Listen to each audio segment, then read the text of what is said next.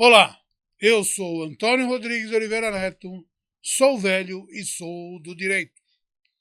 Pessoal, nós vamos voltar com o caso da Vitória, porque novamente teve reviravolta. E aí nós vamos explicar bem o que é a reprodução simulada dos fatos, que o pessoal chama de reconstituição.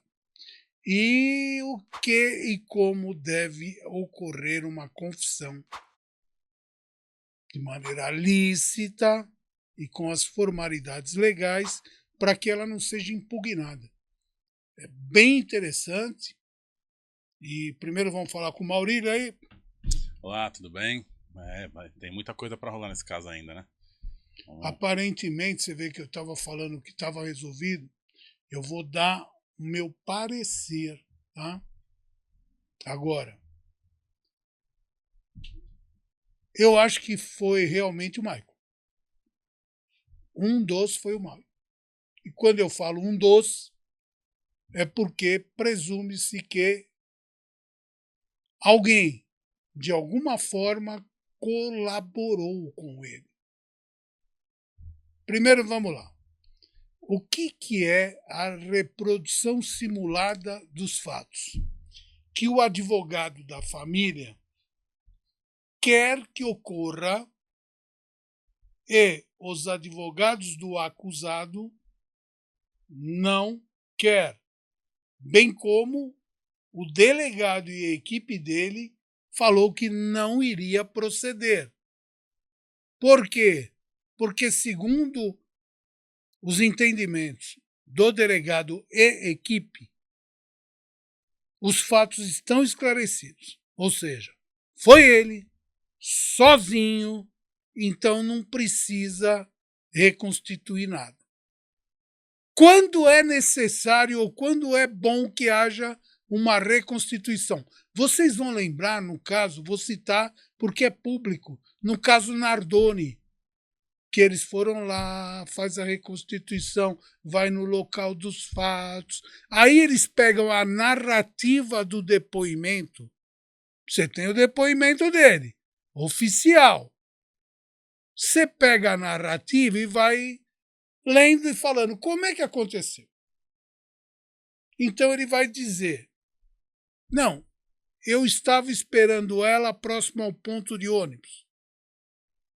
Isso aí é o que está veiculando em narrativa. E aí eu fui em 2 pontos, porque eu não sabia qual que ela ia descer. Não vi ela descer em nenhum.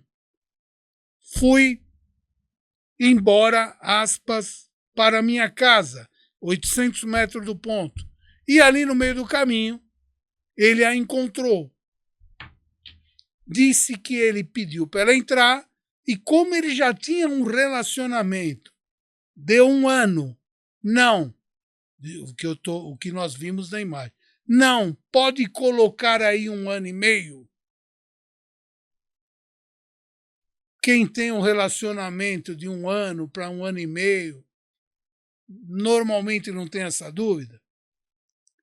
Eles começaram a discutir porque ela ameaçou de contar para a atual mulher. E ele, como ele andava com uma faca sempre no meio dos 2 bancos da frente, tá. Pode acontecer? Tá. Pode. Eu ando com uma faca daquela, não é um canivetinho de boiadeiro. É uma faca daquela. Eu ando sempre com ela no meio dos 2 bancos. Tá bom, vai, digamos que seja para proteção. Cidade violenta, né? Cajamar, São Paulo, imediações.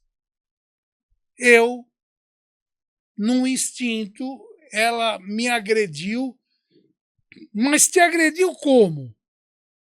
Ah, não sei. Com a unha. Com a unha? É, ou ela estava com alguma coisa na mão. Ah, entendi.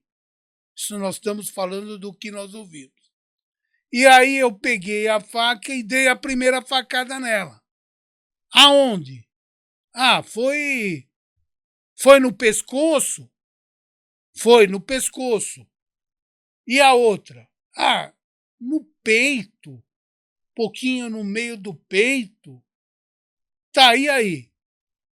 Aí ela esmoreceu e eu me apavorei e levei ela para casa. Pronto, até aí foi o relato. Cheguei lá, limpei o carro, lavei bem os tapetes e vamos parar aí. Maurílio, uma facada dentro do carro no pescoço e no peito. Muito sangue e pouco sangue. Extremamente, muito. Ia lavar o carro todo. Mas vamos dizer que não pegou uma artéria, aquela que bomba muito. Sei, tem artéria e veia. Tem uma que é perigoso pra caramba, porque ela, em 3, 4 minutos, acaba o sangue do corpo. Né? Não sou médico, isso aí não sei. Mas que seja uma normal, gente. Foi encontrado dentro do carro, pelo que nós ficamos sabendo até agora, 1, 2 gotinhas de sangue que ainda não se sabe de quem é. Diz ele que ele cortou o dedo, que o sangue seria dele, e no porta-mala tá. Você põe para lavar, a polícia vai, polícia pericial, com luminol. Tá estranho. É estranho. O luminol acha. Vocês lembram do caso do Nardoni? Acharam a gota desde a garagem até entrando no apartamento para ver a altura que esse pingo caiu. É uma coisa muito técnica. Muito bem. Vamos deixar por aí. Aí ele falou que ele levou o corpo sozinho. Você estava sozinho? Sim. Eu levei o corpo no porta-malas. Tem uma cerca, então teria transpassado a cerca com o corpo. Ou, tudo bem, você fala, não, ela pesa 60 quilos. Pesava, né? Tá, 60 quilos de uma pessoa morta, o peso não é que é um peso maior, não, são 60. Só que é sem estrutura de manutenção nenhuma. É o que nem chama, é um peso morto. Aí você pega e. Tá, ultrapassa a cerca. Tá bom. Aí arrasta, ele falou que enterrou ela. Que ele enterrou. Então ela teria sido enterrada. Diz ele que ele voltou para casa em 48 horas. Ele teria reunido um lixo que ele já tinha, mais as vestes, papéis, o que for, queimou tudo, virou cinza e ele jogou numa caçamba. Tá. Até aí, vamos parar. Aí ele está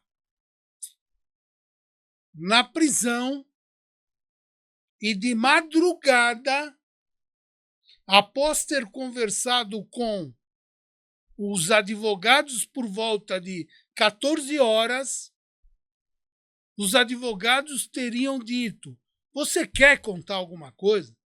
Você quer? Vai, usar, acho que para ele até usaram, que o advogado não vai relatar. Você quer confessar alguma coisa? Ele disse: não, eu não tenho nada para falar. Ah, mas isso é tese de defesa? Não sei. Eu estou vendo os dois lados. Tem um depoimento aqui, outro aqui. Agora, de madrugada, ele pediu para falar com o delegado. Ele acordou, ou não dormiu. Chegou a hora de eu confessar. De madrugada. Por quê? Ah, porque aquilo estava atormentando a cabeça dele de noite. E, tá bom. Então, o preceito constitucional, tem muita coisa hoje que eu vou adiantar para vocês. O artigo 185 do CPP diz: o acusado durante o processo tem direito à presença de advogado, mesmo antes da fase judicial, fase de inquérito policial, de apuração dos fatos. Mesmo antes da fase judicial, o direito à presença de defensor está presente durante as investigações, especialmente em casos que envolvam confissão do acusado. É obrigatório?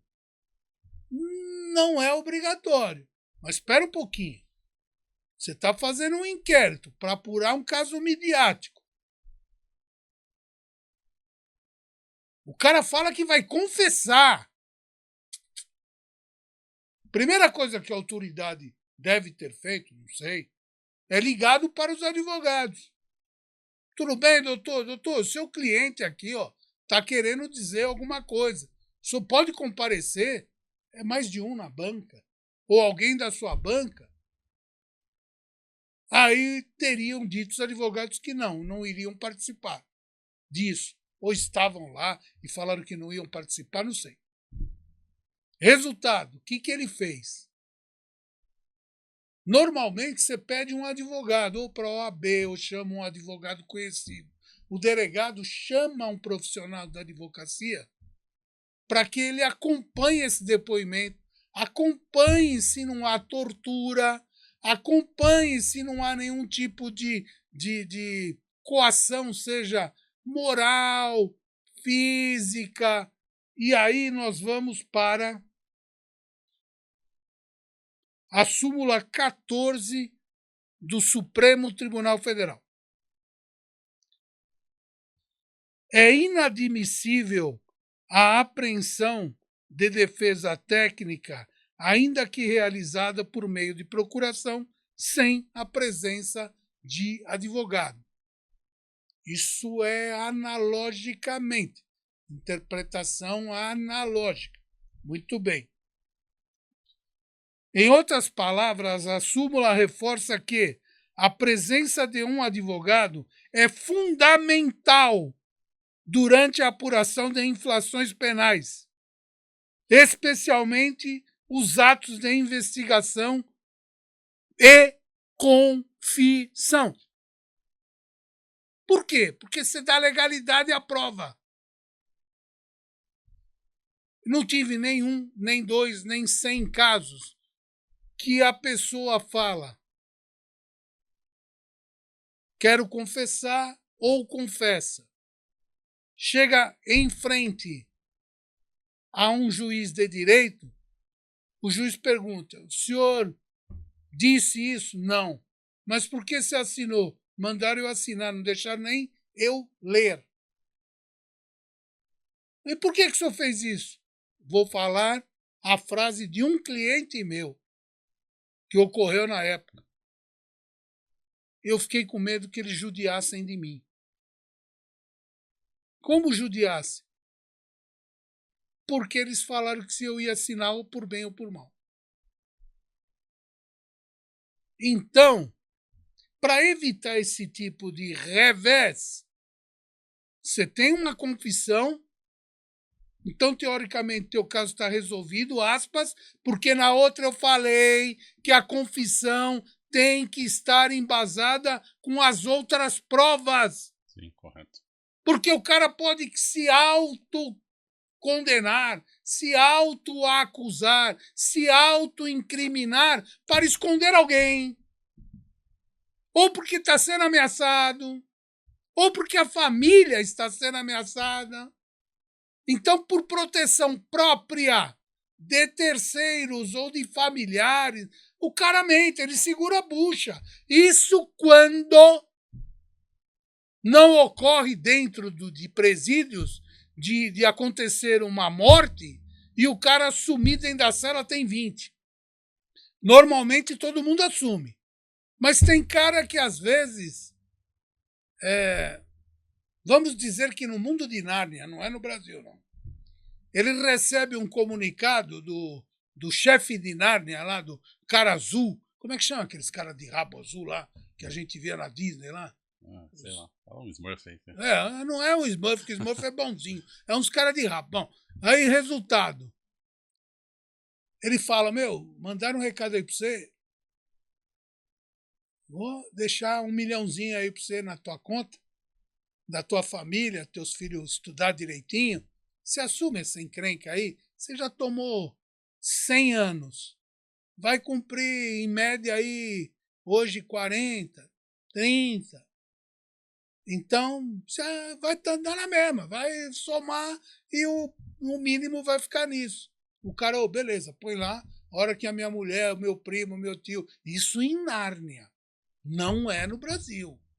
No Brasil não acontece, estou falando em Nárnia. Aí ele falou, a hora que eles confirmaram que o dinheiro está lá, eu chamo e falo, eu quero confessar. Ou às vezes por dívida também, né? Por dívida. Às vezes o cara deve lá dentro, de Nárnia. E às vezes, o cara na época que teve um crime, ele estava na rua. Só que ele foi condenado posteriormente por outro. Ele assume tudo. Só que não bate. A história vira história com E.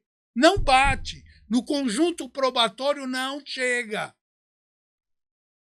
Muito bem. A maioria deve ter visto na televisão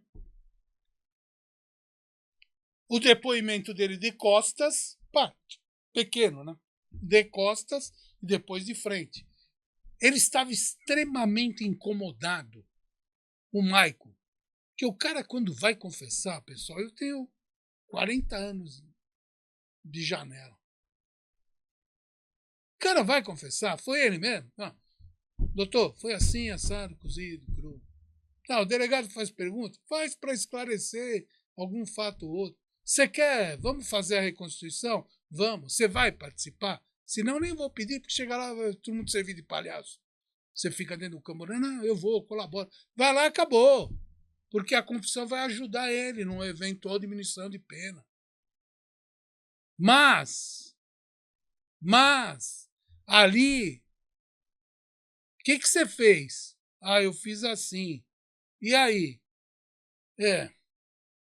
Aí não tinha, no meu humilde ponto de vista, não tinha um desenrolar frenético. A história não fluía. Por mais de uma vez você viu a pessoa incomodada com aquilo. Na minha opinião, foi ele. Na minha opinião, que estou fora do caso, não tenho nem as evidências técnicas profundas, eu acho que sim. Ele foi. Fez sozinho? Eu acho que não. Em contrário senso do que os psiquiatras falavam, para mim, conversei de novo, que lembra que eu falei, é o ego criminoso. Não, eu fiz, eu mantenho, fui eu que fiz tudo sozinho, parari, parará, tal. Eu acho que está um pouco difícil. Foi do jeito que ele relatou? Também está estranho.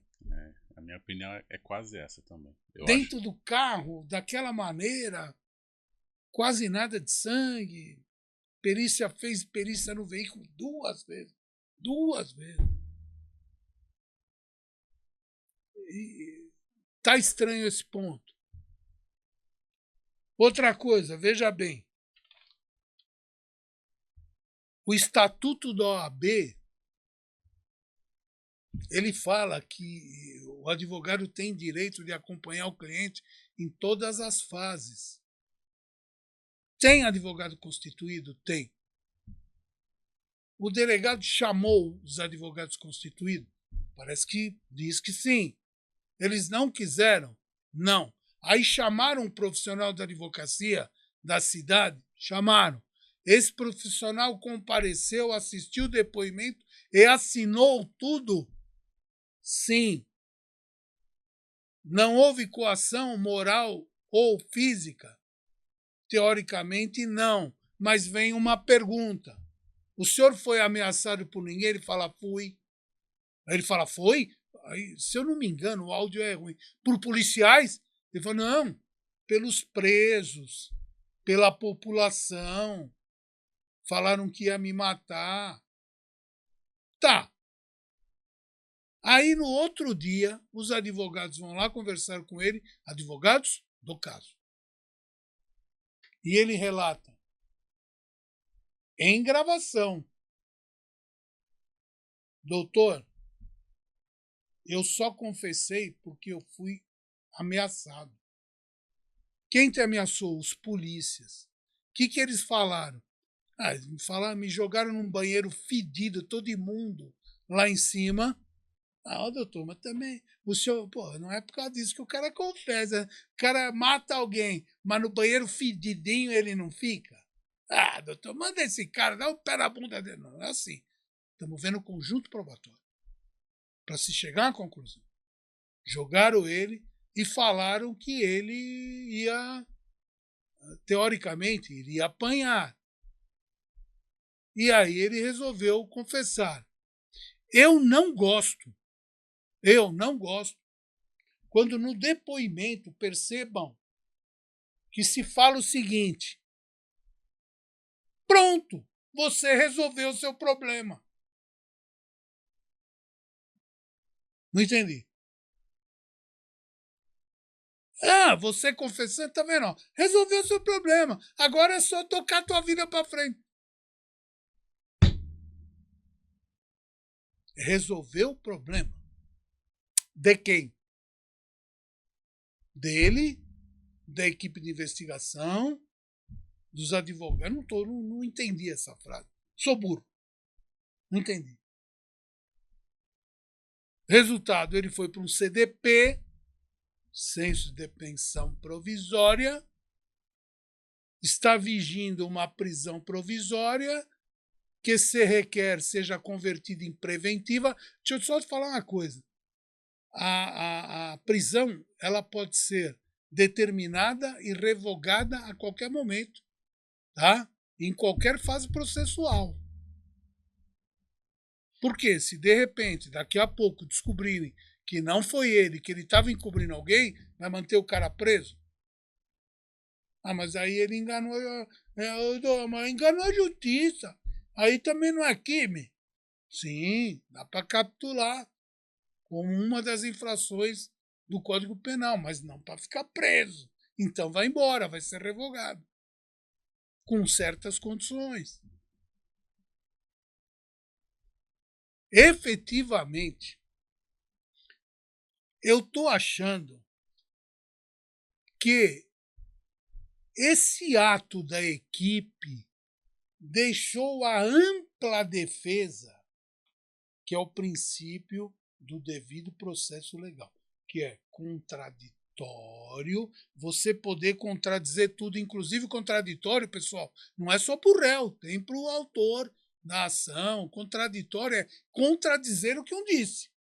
Quando você entra com uma ação, como autor, digamos, vem o réu e faz uma contestação. Aí, não caso civil, ou uma defesa preliminar. Aí vem o quê? O juiz pede para fazer a réplica. O autor está contestando o que disse o réu. Isso é contraditório, ele está contradizendo. E a ampla defesa, o que diz a ampla defesa? O nome é clássico, né? Tudo que for possível exercer de provas lícitas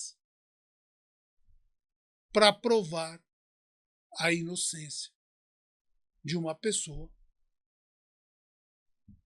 tem que estar disponível. Idem também para o acusador, sim. Você tem que ter, porque quando o Ministério Público está com uma ação penal pública, ele está em defesa da sociedade. Mas existe um procedimento em que a sociedade, pela ocorrência do delito, ela tem que percorrer o caminho para que haja punição legal. Nada de exemplo, nada disso. Dentro dos preceitos legais. No em termos de procedimento de júri que é bifásico, na primeira fase você tem indúbio pro societatis. Em dúvida, vamos para a sociedade. E na segunda fase, na dúvida pro réu, indúbio pro réu. E outra coisa, não é de ficar falando latim aí à toa, porque um dia aí você vai estar num concurso público e você fala assim, postico, bondos, purupa. E o cara fala, pô, doutor, bonito esse princípio, hein? O que significa? O cara, sim, pois não, excelente. Responde. Não, perfeitamente. O segundo bus, putz, pronto. Ou, no mínimo, você vai saber o significado do que você fala. Que a maioria dos concursos, o candidato é pego na besteira. Sabe? Matar alguém. 121 do Código Penal, cap. Aí o examinador fala, o que é alguém? Alguém. O senhor não quer saber de algum, porque algum não interessa aqui. O senhor quer saber do alguém. Não é? Estou certo ou não estou? O examinador fala, tá certo. Então, próxima que essa foi fácil. Eu falo, não, o senhor me respondeu. Então, toma cuidado. Os detalhes são importantes em qualquer área, principalmente na criminal. Voltando. Pessoal, vamos fazer o recapitular rapidamente. A pessoa está presa, fala com os advogados à tarde, à noite, para a madrugada, chama o delegado e fala que quer confessar. Ele está preso há de 7 a 10 dias. Negando. Aí ele vai, confessa, com uma gravação bastante titubeante, e no outro dia fala para os advogados que ele confessou de medo, que ele estava sendo pressionado, mas que não foi ele. Aí o advogado fala, mas e a história que você contou? Eu inventei qualquer coisa, eu queria me ver livre daquilo. Pode acontecer de não ter sido ele? Minha opinião só. Provavelmente não. O que você acha? Eu acho que foi ele, mas eu acho que não foi do jeito que ele falou. Não tem nem carro aí na história. Eu acho que foi ele. Pode até ter havido uma carona, eu acho. Sim. Tá? Porque se a pessoa tem um relacionamento há um ano, pode pôr 1 ano e meio? Pode pôr 1 ano e meio? Você quer saber? Coloca 2. Isso é um depoimento, isso não é. Põe aí 2, colou. Não é assim. Né? Então, você tem um conjunto probatório que nós não conhecemos a íntegra, mas parece que não está casando. Eu acho que, pessoalmente, foi ele. Não foi do jeito que ele está contando, doutor Maurino. Nesse ponto eu comungo. Eu acho que tem ajuda de outra pessoa. Mesmo tendo os especialistas dizendo que a vaidade criminal impera. Eu acho. Pô, mas e se não tiver, foi ele mesmo? Ótimo. Desvendou o caso. Mas tem que pegar todo o conjunto probatório, montar com. Seria importante o reconhecimento, ou seria importante que ele fosse levado para fazer a reconstituição fática do delito. No meu caso, o advogado da família está insistindo, porque não bate. Ele está vendo que não está batendo. Seria importante, se eu conversasse com. Eu estou falando, autoridade policial, ou eu, advogado da família. Vamos conversar com os colegas. Colegas, vocês falam que não foi ele, que ele confessou, mas não foi ele. Vamos fazer a reconstituição? Aí o cara fala, mas reconstituir o que, o anta, se não foi ele? Fora se ele quer ir até o local. fala se ele ajuda a ver se reconhece alguma coisa. Se o cara falar não, é não. Não adianta aí. E digamos que ele agora chegue para os advogados, e vocês têm que ver isso. Advogado é sempre uma pessoa que está adstrito à confissão ou aos dados fornecidos pelo seu cliente. Advogado não adivinha. Sabe quem sabe o que aconteceu? A Vitória, que levou com ela para. Eu sou católico, levou com ela para uma outra dimensão. E quem fez? O resto, conjectura.